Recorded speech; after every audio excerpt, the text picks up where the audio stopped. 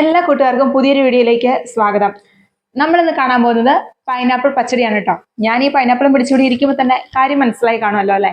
നമ്മൾ സദ്യ ഉണ്ടാക്കുമ്പോൾ അതിൽ ഒഴിവാക്കാൻ പറ്റാത്ത ഒരു വിഭവമാണ് പൈനാപ്പിൾ പച്ചടി. അപ്പൊ നമുക്കത് എങ്ങനെയാണ് ചെയ്യുന്നതെന്ന് കാണാം. വീഡിയോയിലേക്ക് പോകുന്നതിന് മുന്നേ ചാനൽ ആദ്യമായിട്ടാണ് കാണുന്നതെന്നുണ്ടെങ്കിൽ ഒന്ന് സബ്സ്ക്രൈബ് ചെയ്യണേ. ഞാൻ ഇതൊന്ന് കട്ട് ചെയ്ത് ചെറിയ പീസുകളാക്കി എടുക്കട്ടെ കേട്ടോ. അപ്പൊ നമ്മൾ നമ്മുടെ പൈനാപ്പിൾ പച്ചടി ഉണ്ടാക്കിയെടുക്കാൻ ആവശ്യമായിട്ടുള്ള പൈനാപ്പിൾ കട്ട് ചെയ്തെടുത്തിട്ടുണ്ട് കേട്ടോ. ഇത് ഭയങ്കരമായിട്ട് പഴുത്തതല്ല, ഒന്ന് ലൈറ്റ് ആയിട്ട് പഴുത്ത് തുടങ്ങിയിട്ടേ ഉള്ളൂ. കുറച്ചും കൂടി നല്ലോണം പഴുത്തതാണെങ്കിൽ അതിനനുസരിച്ച് നമുക്ക് വേവിക്കുന്നതിന്റെ അളവിലൊക്കെ കുറച്ച് കുറവ് കിട്ടും. അതുപോലെ തന്നെ മധുരം കുറച്ച് കൂടുതൽ കിട്ടും കേട്ടോ. അപ്പൊ ഇത് അധികം പഴുത്തിട്ടില്ലാത്ത പൈനാപ്പിൾ ആണ്. അപ്പൊ നമുക്ക് നേരെ ചട്ടിയിലേക്ക് ഇട്ട് കൊടുത്തിട്ട് വേവിച്ചെടുക്കാം. 1 കപ്പ് അളവിൽ പൈനാപ്പിൾ ഞാനിപ്പോൾ എടുത്തിട്ടുണ്ട് കേട്ടോ. ഇനി നമുക്ക് ഇതിനകത്തേക്ക് 2 പച്ചമുളക് നടുവെ പൊളന്നത് ഇട്ട് കൊടുക്കാം. പൈനാപ്പിൾ പച്ചടി ഉണ്ടാക്കുമ്പോൾ അതിന് അധികം എരിവ് നമുക്ക് ആവശ്യമില്ല. അതുകൊണ്ട് നമ്മൾ 2 ചെറിയ പച്ചമുളകാണ് ഇട്ട് കൊടുത്തേക്കുന്നത്. അതുപോലെ തന്നെ ചെറിയൊരു കഷ്ണം ഇഞ്ചി ചെറുതായിട്ടൊന്ന് അരിഞ്ഞതും കൂടെ ചേർത്ത് കൊടുക്കുന്നുണ്ട്. ഇനി നമുക്ക് ഇതിനകത്തേക്ക് ഇത് വേവിച്ചെടുക്കാൻ ആവശ്യത്തിനുള്ള വെള്ളം കൂടെ ഒഴിച്ചു കൊടുക്കാം. ഞാനിപ്പോൾ ഒരു 1/2 കപ്പ് വെള്ളം എടുത്തിട്ടുണ്ട്. പൈനാപ്പിളിൽ നിന്ന് കുറച്ച് വെള്ളമൊക്കെ ഇറങ്ങും, എന്നാലും നമ്മൾ കുറച്ച് വെള്ളം ഒഴിച്ചു കൊടുക്കണം ഇത് മൊത്തത്തിലൊന്ന് വെന്ത് കിട്ടാനായിട്ട്. അപ്പൊ നമ്മളൊരു 1/2 കപ്പ് വെള്ളം ഒഴിച്ചു കൊടുത്തിട്ടുണ്ട്. ഇനി നമുക്ക് ഇതിനകത്തേക്ക് ആവശ്യത്തിനുള്ള ഉപ്പും കൂടെ ചേർത്ത് കൊടുക്കാം കേട്ടോ. ഞാനൊരു 1/2 സ്പൂൺ അളവിൽ ഉപ്പ് ചേർത്ത് കൊടുക്കുന്നുണ്ട്. ഇത് കല്ലുപ്പ് ആയതുകൊണ്ടാണ് ഇങ്ങനെ ചേർത്ത് കൊടുക്കുന്നത്. ഇനി നമുക്കിത് വെന്തൊക്കെ വരുമ്പോൾ നമ്മൾ തൈരൊക്കെ ഒഴിക്കുമല്ലോ, അപ്പൊ അത് നോക്കിയിട്ട് ആവശ്യമുണ്ടെങ്കിൽ നമുക്ക് കൂടുതൽ ചേർത്ത് കൊടുക്കാം. ഇപ്പൊ ഞാൻ 1/2 സ്പൂൺ അളവിൽ ഇട്ട് കൊടുക്കുന്നുണ്ട്. എന്നിട്ട് നമുക്കിനി ഇതിനൊന്ന് വേവിച്ചെടുക്കാം. പിന്നെ നമുക്കിതിന് മഞ്ഞ കളറിൽ ആണ് കറി വേണ്ടതെന്നുണ്ടെങ്കിൽ ഈ സമയത്ത് നമുക്ക് ഇതിനകത്തേക്ക് ഒരു 1/4 സ്പൂൺ അളവിൽ മഞ്ഞപ്പൊടിയും കൂടെ ചേർത്ത് കൊടുക്കാം കേട്ടോ. ഇനി നമുക്ക് ഇതിനൊന്ന് അടച്ചു വെച്ച് വേവിച്ചെടുക്കാം. അപ്പൊ ഇത് വെന്ത് വരുന്ന സമയം കൊണ്ട് നമുക്ക് ഇതിലേക്ക് ആവശ്യമായിട്ടുള്ള അരപ്പും കൂടെ ഒന്ന് റെഡിയാക്കി എടുക്കാം കേട്ടോ. ഞാനിപ്പോൾ അരച്ചെടുക്കാനായിട്ട് ഒരു 1/4 കപ്പ് അളവിൽ തേങ്ങയും അതിലേക്ക് 1 സ്പൂൺ അളവിൽ ജീരകം എടുത്തിട്ടുണ്ട്. ഇത് രണ്ടും കൂടെ നമുക്ക് നല്ലപോലെ അരച്ചെടുക്കാം. അരയ്ക്കാനായിട്ട് അധികം വെള്ളം യൂസ് ചെയ്യേണ്ട, വളരെ കുറച്ച് വെള്ളത്തിൽ അരച്ചെടുക്കണം. കാരണം നമുക്കിത് ഒരു തിക്കായിട്ട് കിട്ടാനുള്ളതാണ്. അപ്പൊ നമ്മൾ അധികം വെള്ളം ചേർത്തിട്ടുണ്ടെങ്കിൽ അത് മൊത്തം നമ്മൾ വറ്റിച്ചെടുക്കേണ്ടി വരും. അപ്പൊ അതുകൊണ്ട് വളരെ കുറച്ച് മാത്രം വെള്ളം ചേർത്ത് നമുക്ക് ഇതൊന്ന് നല്ലപോലെ ഫൈനായിട്ട് അരച്ചെടുക്കാവേ. നമ്മൾ വെച്ച് കൊടുത്തേക്കുന്ന പൈനാപ്പിൾ ജസ്റ്റ് ഒന്ന് ഇളക്കിയിട്ട് കൊടുക്കാം.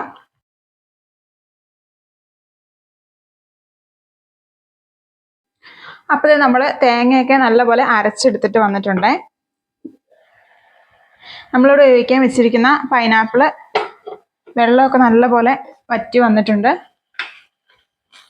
നമുക്ക് ജസ്റ്റ് ഒന്നൊരു സ്പൂൺ വെച്ച് പ്രസ് ചെയ്ത് നോക്കുമ്പോൾ അറിയാനായിട്ട് പറ്റും അത് വെന്തിട്ടുണ്ടോ എന്ന്. പ്രസ് ചെയ്ത് നോക്കുമ്പോഴത്തേക്കും വെന്തിട്ടുണ്ടെങ്കിൽ അതിങ്ങനെ ഉടഞ്ഞ് വരാനായിട്ട് തുടങ്ങും. മൊത്തത്തിൽ ഉടച്ച് കളയേണ്ട, ജസ്റ്റ് ഒരെണ്ണം ഒന്ന് പ്രസ് ചെയ്ത് നോക്കിയാൽ മതി. ഇതിപ്പോൾ ഉടഞ്ഞു വന്നിട്ടുണ്ട് കേട്ടോ. നമുക്ക് ഇതിനകത്തേക്ക് നമ്മൾ അരച്ചു കൊണ്ടുവന്നേക്കുന്ന ഈ ഒരു തേങ്ങയും കൂടെ ചേർത്ത് കൊടുക്കാം.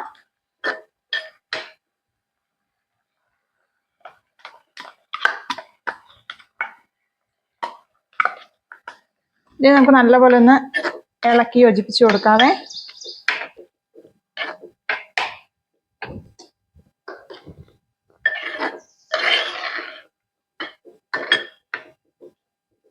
ഇനി നമുക്ക് തീ ഒന്ന് കുറച്ച് വെച്ചതിന് ശേഷം ഈ ഒരു തേങ്ങയുടെ ഒരു പച്ചമണമൊക്കെ ഒന്ന് മാറാൻ വേണ്ടിയിട്ട് ജസ്റ്റ് ഒന്ന് ചൂടാക്കി എടുക്കാം.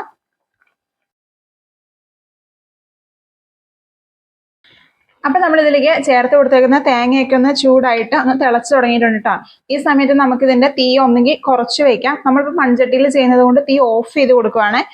എന്നിട്ട് നമുക്ക് ഇതിനകത്തേക്ക് ആവശ്യത്തിനുള്ള തൈര് ഒഴിച്ചു കൊടുക്കാം കേട്ടോ. തൈര് എടുക്കുമ്പം അതിന്റെ പുളി അനുസരിച്ച് എടുക്കുന്ന തൈരിന്റെ അളവിൽ വ്യത്യാസം വരും. ഞാനിപ്പോൾ ഒരു 1/4 കപ്പ് അളവിലാണ് തൈര് എടുത്തേക്കുന്നത്. ഇത് പുളി ഇല്ലാത്ത തൈരാണ് കേട്ടോ. അപ്പൊ ഞാൻ ഇതിനകത്തേക്ക് ചേർത്ത് കൊടുക്കാൻ പോവാണ്. അല്ലാന്നുണ്ടെങ്കിൽ കുറച്ച് തൈര് എടുത്ത് ഒഴിച്ചിട്ട് ഒന്ന് മിക്സ് ചെയ്ത് എങ്ങനെയുണ്ടെന്ന് ടേസ്റ്റ് ഒന്ന് നോക്കിയതിന് ശേഷം കൂടുതലായിട്ട് ഒഴിച്ചു കൊടുക്കാം.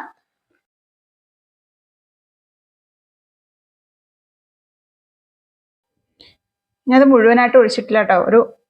ഒരു ടേബിൾ സ്പൂൺ ഉണ്ടാവും. ഇത് ബാക്കി വെച്ചിട്ടുണ്ട്.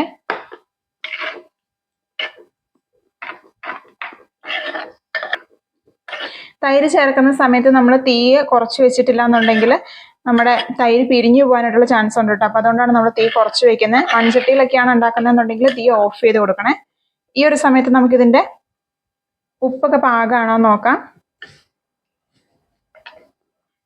അപ്പോൾ നമ്മളിത് തൈരൊക്കെ ഒഴിച്ചു കൊടുത്ത് റെഡിയായി വന്നിട്ടുണ്ട്. ഇനി നമുക്ക് ഇതിനകത്തേക്ക് ഒരല്പം പഞ്ചസാരയും കൂടെ ചേർത്ത് കൊടുക്കാം. കാരണം പൈനാപ്പിൾ പച്ചടി എന്ന് പറയുമ്പോൾ ഒരു കുറച്ച് പുളിയും കുറച്ച് മധുരം എല്ലാം കൂടെ ചേർന്നിട്ടുള്ള ഒരു ടേസ്റ്റ് ആണല്ലേ. അപ്പോൾ നമുക്ക് ഇതിനകത്തേക്ക് ഒരു അല്പം പഞ്ചസാരയും കൂടെ ചേർത്ത് കൊടുക്കാം കേട്ടോ. നമ്മൾ എടുക്കുന്ന പൈനാപ്പിൾ നല്ലപോലെ മധുരം ഉള്ളതാണെന്നുണ്ടെങ്കിൽ നമ്മൾ ചേർത്ത് കൊടുക്കുന്ന പഞ്ചസാരയുടെ അളവിൽ നമുക്ക് കൂട്ടിയും കുറച്ചൊക്കെ എടുക്കാം കേട്ടോ. ഞാനിപ്പോൾ ഒരു 1/2 ടേബിൾ സ്പൂൺ അളവിൽ പഞ്ചസാരയാണ് ചേർത്ത് കൊടുക്കുന്നത്. അത്യാവശ്യം മധുരമുള്ള പൈനാപ്പിൾ ആയിരുന്നു, അതുകൊണ്ട് നമ്മൾ 1/2 ടേബിൾ സ്പൂൺ ആണ് ചേർത്ത് കൊടുക്കുന്നത്, അതായത് 1.5 ടീസ്പൂൺ. ഇനി നമുക്ക് ഇതും കൂടെ ഒന്ന് നല്ലപോലെ ഇളക്കി യോജിപ്പിച്ച് കൊടുക്കാം. ഇനി നമുക്ക് ഇതിനെ ഒന്ന് അടച്ച് മാറ്റി വെക്കാം കേട്ടോ. എന്നിട്ട് നമുക്ക് ഇതിലേക്ക് ആവശ്യമായിട്ടുള്ള വറവും കൂടെ ഒന്ന് റെഡിയാക്കി എടുക്കാവേ. അപ്പൊ നമുക്ക് വറവിട്ട് കൊടുക്കാനായിട്ട് ഞാൻ ഒരു ചട്ടി അടുപ്പത്തേക്ക് വെച്ചിട്ടുണ്ട്. നമുക്ക് അതിനകത്തേക്ക് വെളിച്ചെണ്ണയും കൂടെ ഒഴിച്ചു കൊടുക്കാം കേട്ടോ.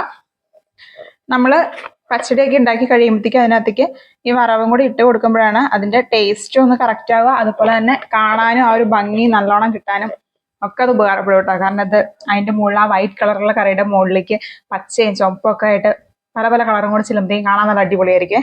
അപ്പൊ നമ്മുടെ എണ്ണ നല്ലപോലെ ചൂടായി വന്നിട്ടുണ്ട്. നമുക്ക് ഇതിനകത്തേക്ക് 1 സ്പൂൺ അളവിൽ കടുക് ഇട്ട് കൊടുക്കാവേ.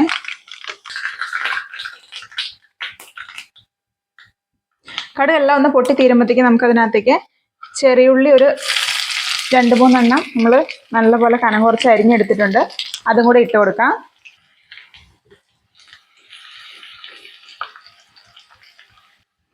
ഉള്ളിയുടെ കളറൊക്കെ മാറി വരുന്നുണ്ട് കേട്ടോ. ഈ സമയത്ത് നമുക്ക് ഇതിനകത്തേക്ക് കുറച്ച് കറിവേപ്പിലയും കൂടി ഇട്ട് കൊടുക്കാം.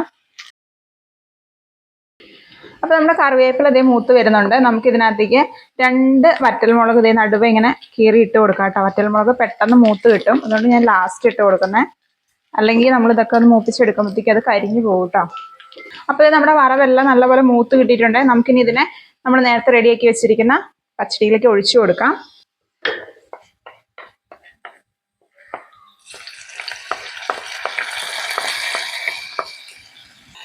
ഇപ്പൊ തന്നെ ഇത് നല്ലപോലെ ഇളക്കി യോജിപ്പിക്കേണ്ട കേട്ടോ. അതിങ്ങനെ ഒഴിച്ചു കൊടുത്തു കഴിയുമ്പോൾ പെട്ടെന്ന് നമുക്ക് അടച്ച് വെക്കാം. എന്നിട്ട് കുറച്ച് സമയം കഴിയുമ്പോഴത്തേക്കും എടുത്ത് നോക്കിയാൽ മതി. അപ്പോഴത്തേക്കും നമ്മുടെ ആ ഒരു വറവിന്റെ സ്മെല്ലൊക്കെ നമ്മുടെ കറിയിലേക്ക് പിടിച്ചിട്ടുണ്ടാവും കേട്ടോ. അപ്പൊ നമുക്കിതൊരു 10 മിനിറ്റ് നേരം ഇങ്ങനെ ഒന്ന് ജസ്റ്റ് അടച്ചു വെക്കാവേ. എനിക്ക് സദ്യ കഴിക്കുമ്പോൾ പുളിയിഞ്ചിയൊക്കെ കഴിഞ്ഞിട്ടുണ്ടെങ്കിൽ പിന്നെ കഴിക്കാൻ ഭയങ്കര ഇഷ്ടമുള്ള ഒരു ഐറ്റം ആണ് കേട്ടോ പൈനാപ്പിൾ പച്ചടി.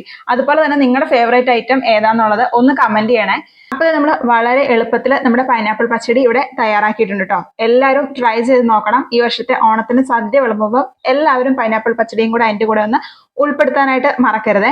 അതുപോലെ തന്നെ നമ്മുടെ വീഡിയോസ് കാണുന്നവര് വീഡിയോസ് ഇഷ്ടപ്പെടുകയാണെന്നുണ്ടെങ്കിൽ ലൈക്ക് ചെയ്യാനും ഷെയർ ചെയ്യാനും അതുപോലെ തന്നെ നമ്മുടെ ചാനൽ സബ്സ്ക്രൈബ് ചെയ്യാനും മറക്കരുത് കേട്ടോ.